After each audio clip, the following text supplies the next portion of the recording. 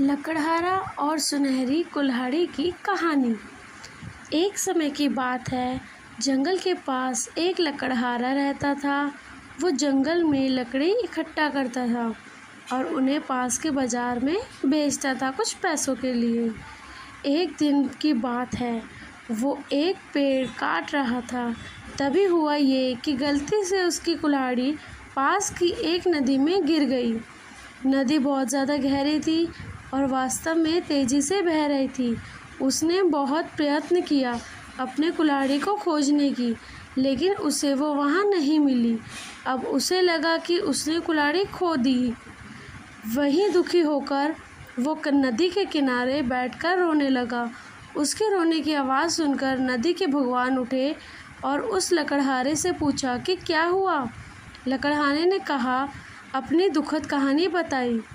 नदी के भगवान को उस लकड़हारे के ऊपर दया आई और वो उसकी मेहनत और सच्चाई देखकर उसकी मदद पेशकश करने लगे। वो नदी में गायब हो गए और एक सुनहरी कुल्हाड़ी वापस लाया। लेकिन लकड़हारे ने कहा कि यह उसका नहीं है। वो फिर से गायब हो गए और अब की बार उन्होंने चांदी की कुल्हाड़ी लेकर वापस आए। लेकिन इस बार भी लकड़हारे ने कहा कि ये कुल्हाड़ी उसकी नहीं है। अब नदी के भगवान पानी में फिर से गायब हो गए और अब की बार वो एक लोहे की कुल्हाड़ी के साथ वापस आ गए।